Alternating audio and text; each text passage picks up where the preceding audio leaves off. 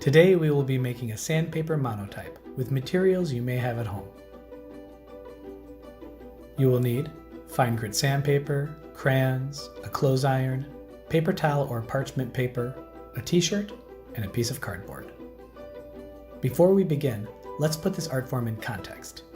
Monotype is a printmaking technique that generally yields a single good impression from a prepared printing plate. They are made by applying pigment, such as paint or ink, to a smooth, non-absorbent surface, called a matrix.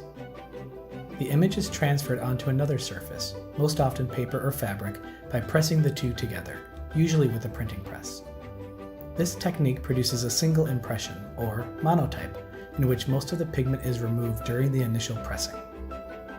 One of the earliest artists to explore this technique was Giovanni Benedetto Castiglione, who made monotypes from copper etching plates in the 17th century. First, make your drawing. You can create a sketch beforehand, or you can just start drawing directly on the sandpaper.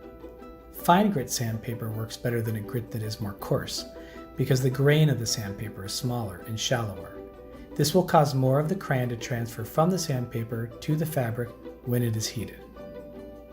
Keep in mind that whatever you draw is going to print backwards or reverse on the fabric. If you want to draw words or numbers, draw them backwards. Apply the crayon copiously to the sandpaper by pressing down hard as you draw. You can color over the same spot more than once so the crayon is layered on nice and thick. The more crayon you apply, the more colorful the print will be.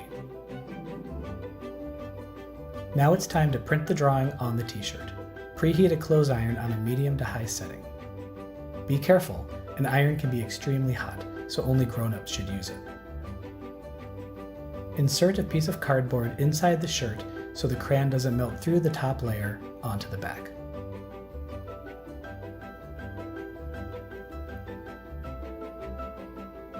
Place your drawing upside down and cover it with a piece of paper towel or parchment paper. Apply the heated iron and slowly melt the crayon.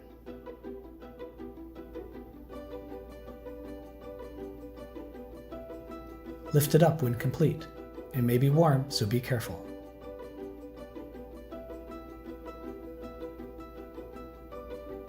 Afterwards, place another paper towel on top and iron it again.